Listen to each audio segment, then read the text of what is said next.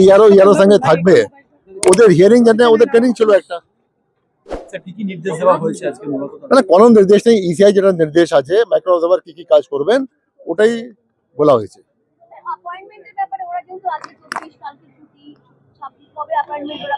Appointment আজকে already হয়ে গেছে, ওদের অফিস পেয়ে গেছে, অলরেডি পেয়ে গেছে।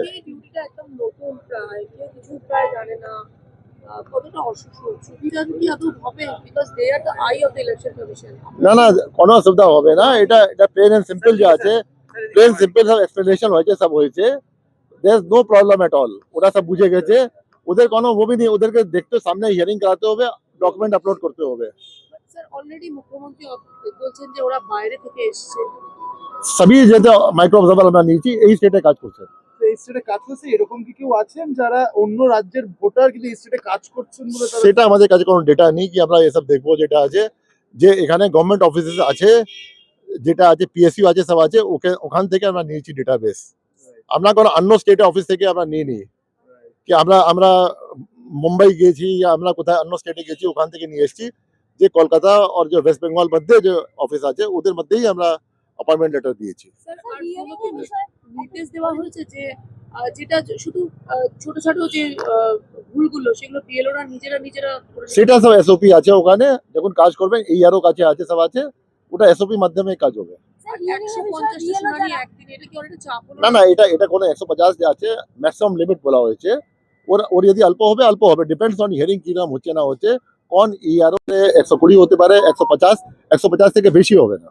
স্যার হিয়ারিং এর বিষয়ে বিএলও ঐক্যমঞ্চ ওদের একটা বলছে যে কনফিউশন তৈরি হয়েছে, 2002 তে যাদের নাম ছিল না এবং অনলাইনে তাদের হিয়ারিং এর দরকার ছিল না এক জায়গায় বলছে, আবার আরেক জায়গায় মৌখিকভাবে এরকম ধরনের ওদের কাছে যাচ্ছে যে করতে হবে, ওরা একটু কনফিউশন বিভিন্ন জায়গায় তৈরি হয়েছে। না নোটিশ আলাদা করে গাইডলাইন দেওয়া হবে? এটা তো স্পেসিফিক নোটিশ দেওয়া হচ্ছে, যাদের হিয়ারিং প্রয়োজন তাদের কাছেই নোটিশ যাবে। যদি নোটিশ না যায় তাহলে হিয়ারিং প্রয়োজন নেই, এটার মধ্যে কোনো কনফিউশনের ব্যাপার নেই। Thank you.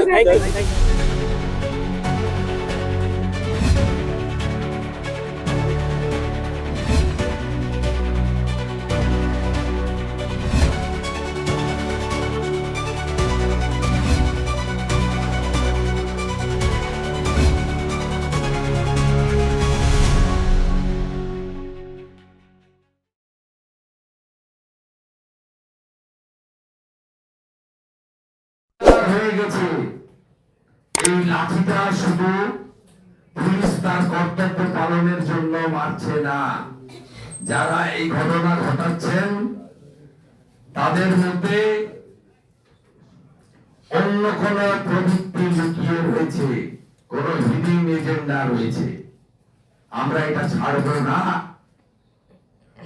আগামীকাল বিভিন্ন সনাতনী সংগঠন, হিন্দুরা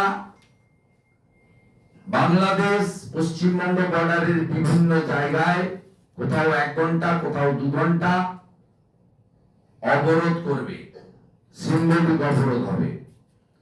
26 তারিখে আরো বেশি সংখ্যা নিয়ে আজকে ডেপুটি হাই কমিশনারকে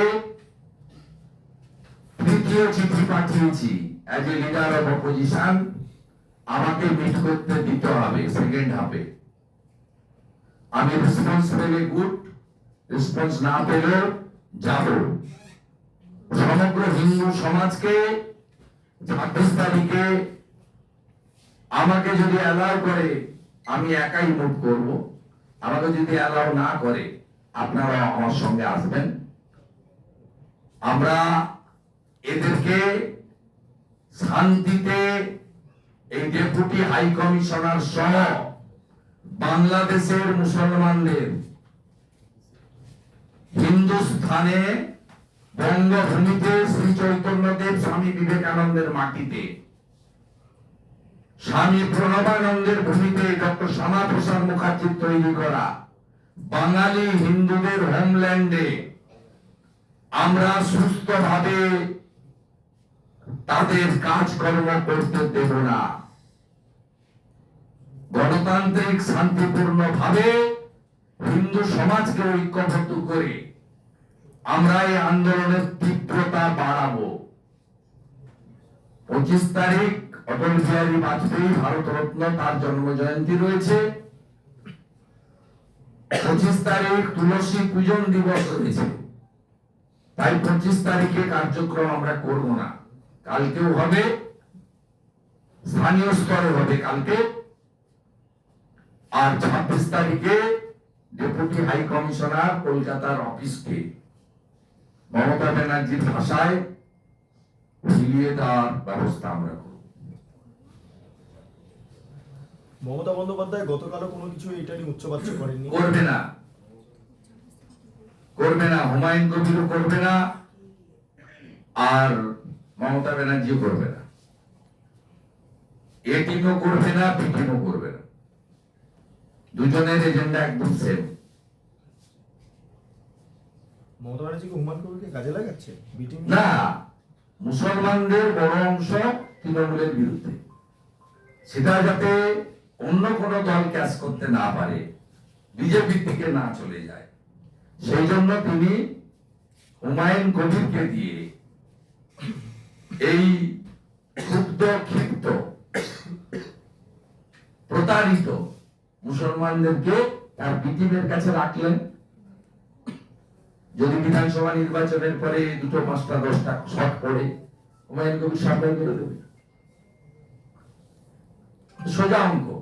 মুসলিমদের একটা বড় অংশ ওবিসি কাস্ট সার্টিফিকেট নিয়ে সরকারের বিরুদ্ধে, মুসলিমদের একটা বড় অংশ ওয়াকফ অ্যামেন্ডমেন্ট বিল নিয়ে মমতা ব্যানার্জি যেদিন বলেছেন দিল্লি থেকে আন্দোলন করুন, সেই দিন থেকে বিরুদ্ধে। এবং মুসলিমরা তার কিছুটা প্রতিফলন সাগরদিঘি উপনির্বাচনে, দক্ষিণ মালদা লোকসভা ভোটে দেখিয়েছে। তারা হয়তো ব্যাপক সংখ্যায় ভারতীয় জনতা পার্টিকে সমর্থন করেন না, কিন্তু তারা যেখানে তৃণমূলের বিকল্প মুসলিম প্রার্থী পান, সেখানে ভোট দেন। সাগরদিঘিতে কংগ্রেস সিপিএম এর জোটকে ভোট দিয়েছিলেন, তারা নিশ্চিত ছিলেন যে তারা কংগ্রেস সিপিএম কে ভোট দিলে তৃণমূল কংগ্রেস হারবে, বিজেপিকেও আটকে দেওয়া যাবে। একইভাবে দক্ষিণ মালদায় তারা সুচিন্তিত ভাবে ভোট দিয়েছেন কংগ্রেসকে, ঈশা খান চৌধুরীকে, তৃণমূলকে রুখে দেবেন, বিজেপিকে জিততে দেবেন না। এটা তো কমপ্লিটলি যে মুসলিমরা ক্ষুব্ধ, ক্ষিপ্ত হয়েছে তাদেরকে, নইলে আপনি দেখছেন আমাদের কোন কর্মসূচি করতে গেলে, কোথাও পুজো করতে গেলে, এই মন্দির বাজারে কয়েকদিন আগে একটা জগদ্ধাত্রী পুজো করার জন্য হাইকোর্টে পারমিশন নিতে হয়েছে। আমি আগের কথাগুলো বলে আর দীর্ঘায়িত করবো না।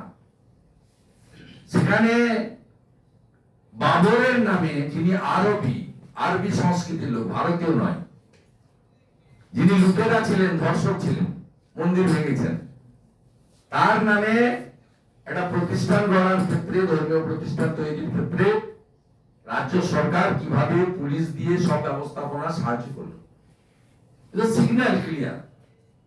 আর আমাকে বিরোধী দলনেতাকে, বিজেপিকে হিঙ্গলগঞ্জে সভা করতে দেওয়া হলো না, মিছিল করার অনুমতি হাইকোর্ট দিলেন। কালকে আমার সাগরে কার্যক্রম রয়েছে, সেই পারমিশন আমরা এখনো পর্যন্ত হাতে পাইনি। আজকে কোর্টে অর্ডার ছিল, কোর্ট বলছে প্রত্যেক দিন যদি বিজেপি বা বিরোধী দলনেতাকে এইভাবে অনুমতি দিতে হয়, আজকে কোর্ট অর্ডার করেছেন ডিজি হোম সেক্রেটারি জানান যে কি কি তাদের রিকোয়ারমেন্ট রয়েছে পারমিশন দেওয়ার ক্ষেত্রে। এটা আপনি পরিষ্কার দেখতে পাচ্ছেন। কালকে একটা বেলডাঙ্গাতে নতুন রাজনৈতিক দলের সৃষ্টি হলো, যার আমি নাম দিয়েছি জেইউপি। ঠিক আছে, ওটা জনতা নয়, জামাত। জেইউপিটা ঠিক আছে, যে জায়গায় জনতার জায়গাটা জামাত বলতে হবে। সেই জামাতিদের মিটিং কালকে কোন মাইকের পারমিশন ছিল? এসডিওর কাছে মাইকের পারমিশন ছিল। 10-20 হাজার যে লোকটা হয়েছে, এত বড় গ্যাদারিং করতে গেলে পুলিশের এনওসি লাগে, 500 পুলিশ দেওয়া হয়েছিল না? তাতে পরিষ্কার বোঝা যাচ্ছে যে এদের এজেন্ডা কি, পরিষ্কার বোঝা যাচ্ছে। এবং হুমায়ুন কবির ও দীপু দাসকে নিয়ে কিছু বলবে না, আর মমতা ব্যানার্জিও দীপু দাসকে নিয়ে কিছু বলবে না, কারণ তিনি বাঙালি হিন্দু। সংখ্যালঘু ইন্টেলেকচুয়াল ফোরামের সভাপতি ওয়াজেদুল হক, তিনি বলছেন যে ওয়াকফ বাঁচাতে আমরা জঙ্গি হতেও প্রস্তুত। কিছু বলবেন? ও মনে হয় টিকিট চাইছে, অনেকদিন ধরে বলছে। এ সব ভুল বন্ধ হয়ে যাবে। পশ্চিমবাংলার লোক যদি জঙ্গি মুক্ত বাংলা চায়, বিজেপিকে আনুন। এসব কথা বলে না, ওই পায়জামা পাঞ্জাবি পরে সব নেতাগিরি বেরিয়ে যাবে। বিজেপিকে আনুন যদি জঙ্গি মুক্ত করতে হয় পশ্চিমবঙ্গে, শুধু চোর মুক্ত নয়, জঙ্গি মুক্ত করতে হয়। বিজেপিকে আনুন, কোনো সমাধানের আর কোনো রাস্তা নেই। সংখ্যালঘু এলাকায় যদি বিজেপি তরফ থেকে মুসলিম ক্যান্ডিডেট দেওয়া হয়, সেক্ষেত্রে হুমায়ুন কবিরের যে নতুন দল রয়েছে, সেই দলের ক্যান্ডিডেটকে কি তাদের ভোটটা কাটতে পারবে? মানে রাষ্ট্রীয় মুসলিম যারা রয়েছেন, আপনি যেটা বলেন, তাদের ভোট কি বিজেপির খাতায় আসবে? আমি বলিনি, দেখুন আমাদের রাজ্য সভাপতির প্রতিকেন্দ্রিক পার্টি শ্রমিকরাও একাধিকবার বলেছেন যে মুসলিমদের ভোট আমরা পাই না। আমাকে আপনারা দীর্ঘদিন ধরে মিসকোট করেছেন যে আমি হিন্দুদের বিধায়ক। আমি কি বলেছি? আমি কালকে একটা কথার ব্যাখ্যা দিয়েছি যে বিধানসভাতে কাদেরকে আমি বলেছি। আমি কমপ্লিটলি তৃণমূলের মুসলিমদের কথা বলেছি, তৃণমূলের মুসলিমদের কথা বলেছি, সমগ্র জনগোষ্ঠীর কথা বলিনি। তারপরে আরে একটা কথারও আমি ক্লিয়ার ব্যাখ্যা দিয়েছি, যে যেটা শ্রমিক দাও বলেছেন যে আমরা মুসলিমদের ভোট পাই না। আমি কোথাও বলিনি চাই না। আমি নন্দীগ্রামে দাঁড়িয়ে বলেছি আমাকে হিন্দুদের বেশি করে দেখতে হবে, কারণ হিন্দুদের ভোটেই আমি মমতা ব্যানার্জিকে হারিয়েছি। আমি 1,10,000 একটু কম ভোট পেয়েছি, মমতা ব্যানার্জি 1,08,000 ভোট পেয়েছে। মমতা ব্যানার্জির ভোটের 64,000 হিন্দু ভোটের মুসলিম ভোটের মধ্যে যে 62,000 ভোট পোল হয়েছিল, তার মধ্যে 1200 ভোট সিপিএম পেয়েছিল মীনাক্ষী ব্যানার্জি, মীনাক্ষী মুখার্জি। আমি পেয়েছিলাম অনলি 400। আমি জিতেছি 1956 ভোটে। আমাকে হিন্দুরা জিতিয়েছে, আমার ক্ষমতা কম, আমি বিধায়ক। 70 লক্ষ টাকা মাত্র বিউপিতে বছরে পাওয়া যায়। তা আমাকে যারা ভোট দিয়েছে তারা না 99% হচ্ছে হিন্দু। আমাকে তাদেরকে আগে দেখতে হবে। আমার যদি অসীম ক্ষমতা থাকতো সবাইকে দেখতাম। এই অর্থে আমি বলেছি আমাকে হিন্দুদের আগে দেখতে হবে। মিসকোট করেছেন, আমার এতে কোনো আপত্তি নেই। হিন্দু পরিচয়ে হিন্দু স্বার্থে লড়াই করা, এর কোনো আপত্তি এতে থাকা উচিত নয়। হিন্দু ধর্ম সবসময় শিখায় নিজ ধর্মে আস্থা রাখো, অপর ধর্মকে শ্রদ্ধা করো। আমি আমার নিজের ধর্মের লোক প্রতারিত, বঞ্চিত, পীড়িত, লাঞ্ছিত, ধর্ষিত নানাভাবে হচ্ছে। স্বাধীনতার পরে হিন্দু পলায়ন লোক দেখেছে দুলিয়ান শামসেরগঞ্জে। স্বাধীনতার পরে মহেশখোলাতে তুলসী মঞ্চ তুলে ফেলে দেওয়া দেখেছে। মোথাবাড়ি বাজারে দাঁড়িয়ে দেখে এসছি লাইন করে হিন্দু দোকান ভেঙেছে, মুসলমান দোকানে হাত দেয়নি। এটা তো নন ফুললি ওয়েল। 5টা হিন্দু দোকানকে লুট করে দিয়েছে, পরে 3টা মুসলমান দোকান হাত দেয়নি, আবার পরে 4টে হিন্দু দোকানে হাত দিয়েছে। এটা কি সেকুলারিজম নাকি? পাহেলগামে প্যান্ট সরিয়ে, বস্ত্র সরিয়ে চিহ্নিত করে মেরেছে, আমি বলেছি? বিটান অধিকারীর স্ত্রী বলেছে বাচ্চাকে কোলে দিয়ে দিয়েছিল আমার। এয়ারপোর্টে আপনারা ভিডিও করেছেন, ভিডিও চালিয়ে দেখে নেবেন। আমি মিসকোট করি না, আমি রেসপন্সিবল কেয়ার হোল্ড করি। সমীর ঘোষের স্ত্রী, সমীর ঘোষ স্ত্রী, তিনি বলেছেন আমাকে এয়ারপোর্টের লাউঞ্জে যে আমার স্বামীর হাতে একটা ডোর ছিল, যেটা বিপত্তারিণী ডোর আমরা বলি, সেই ডোর থাকার জন্য খুন করেছে। তার প্রতিবাদ করবেন না? আপনি প্রতিবাদ করবেন না?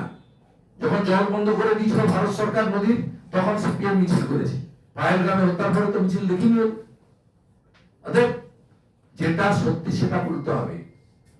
আমার ধর্ম, আমার লোক, ভারতবর্ষ, হিন্দুস্তান পীড়িত হলে, লাঞ্ছিত হলে, আর পশ্চিমবঙ্গটা এমনি তৈরি হয়নি।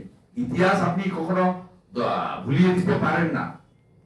স্বাধীনতার আগে 1947 20 জুন পশ্চিমবঙ্গ বিধানসভা, তার নাম ছিল আইনসভা,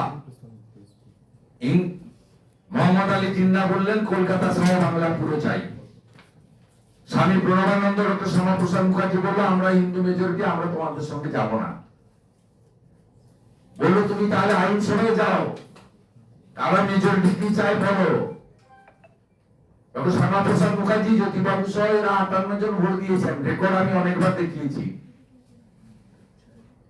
তারা ভারত ভক্তি করলেন, আর 21 জন মুসলিম আইনসভার মেম্বার বললো আমরা পাকিস্তানে যাব। কেন তৈরি হয়েছিল এটা?